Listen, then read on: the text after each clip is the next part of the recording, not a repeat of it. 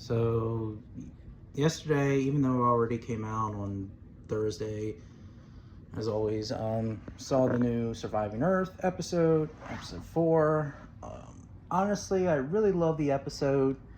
It wasn't, well, it was good, but I had a little bit of, like, I was cautious, let's just say, with the episode. And I will get into it later. Let's talk about the environment. The environment looked really, really awesome. It literally looks like the throwback of Walking with Dinosaurs, episode 3. I really appreciate it. It's literally like an Easter egg, a little bit. And it's like, oh shit, it's Cruel Sea, because of the couple of shots and stuff like that. With the animals, and they focused 2 stars of the documentary in the first part, of course. Pliosaur, or Pliosaurus, or whatever. It's hard to say really which species of pliosaur it is. Is it Pliosaurus itself or Kronosaurus? I don't know. And Spinosaurus. The Pliosaurus design looked really good. I really liked that the female made an unsuccessful hunt, because obviously, just because you're an apex predator doesn't mean that, you're not going to be successful. The only issue I have is the behavior, because they use they use whale and dolphin behavior, and that's not how it should work out. I mean, there's no directive evidence of pliosaurs hunting in pods, because obviously they're reptiles, and secondly, they put in whale or dolphin type sounds in the pliosaur, and it's like, really? They're reptiles, not mammals. I did appreciate the female giving live birth, and then at the very end, we get to see the female, like, sacrificing herself to save her offspring from drowning in that big, strong weather of the extinction scene in that part. Yeah. And, like, forcing the adults to adopt, which, honestly, I think that the youngster would fend for itself. And I think that, like most reptiles today, pliosaurs as youngsters could defend themselves against predators. So, yeah. But it is what it is. The Spinosaurus design looked pretty okay. The colors looked, grayish. Like, I don't know. I've seen better. The youngsters look really cute and cuddly. Like, they look like baby goslings. Like, they look... Well, yeah, they look like goslings, like geese or swan goslings or whatever. And for the very first time, someone designed Spinosaurus as a baby, well, hatchling as feathers. Even though that, yes, there is direct evidence of the ancestors, but again, we don't know if Spinosaurs do have feathers or not as youngsters, but it is what it is. I still kind of agree with that speculation with Spinosaurs as hatchlings having feathers, and then later on they stop having them, just like Tyrannosaurs. Anyways, yeah. And Ichthyornis, I'm glad that Ichthyornis is back, because we seen it in Dinosaur Planet, and now many years later, or at least decades later, now we see it again in another documentary, and I really like the design of Ichthyornis. I don't remember Ichthyornis living in Africa or not.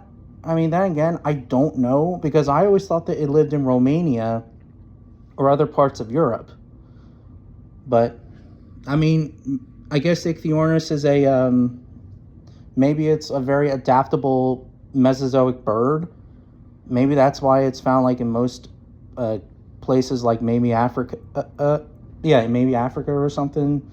And also, like, with Spinosaurus living in the environment, in this particular environment, I always thought that Spinosaurus lived in more swampy type areas and or floodplains, not like next to like an ocean. But then again, I mean, I don't know. So, and judging by the location, I mean, this is probably in Morocco, even though that it's in New Zealand, but it's possible that it's either in Morocco or somewhere where Spinosaurus lived, not just in Egypt, but like Morocco or something. I don't know.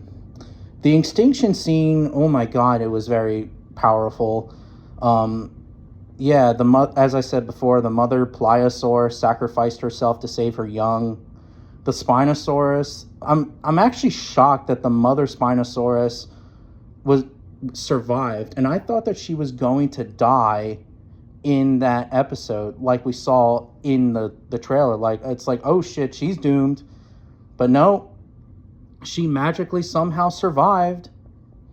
She was all beat up. Her arm was kind of like this, like, because her arm was like paralyzed because of the current hitting the rocks and stuff. So she survived. And yeah, and then we see her feasting on the pliosaur carcass, which is pretty awesome. And yeah, Spinosaurs could scavenge carcasses time to time, so I wouldn't see why not. I almost forgot one thing too, is those reptiles that were quote unquote playing with the Ichthyornis. They were using seal-like behavior, and it's like, again, you're using seal behavior. They should use reptilian behavior, not seals. They're not seals, they're reptiles. Those mosasaur ancestors. And yeah, didn't like that scene too. Anyways, and then we finally get to see the final part of the episode, going back further.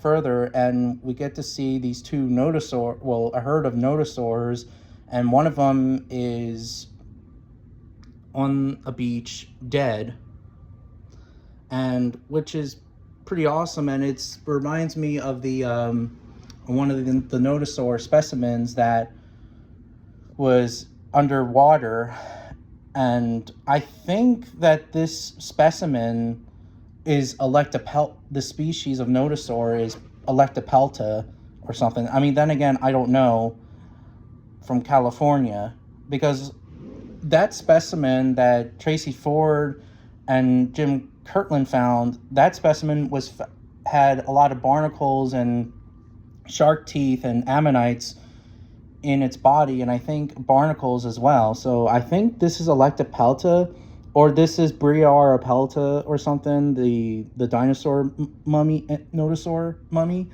Let me know in the comments on what species this is, because I think this is Electopelta. Because if it's Electopelta, I'm hyped. Because Electopelta needs more shine, and dinosaurs from California don't get a lot of shine. But anyways, yeah. And then, yeah, and that was like the final part of the episode. And next week will be the Permian, or the Carboniferous and the early Permian. So I can't wait for that. And yeah, can't wait for next week's episode.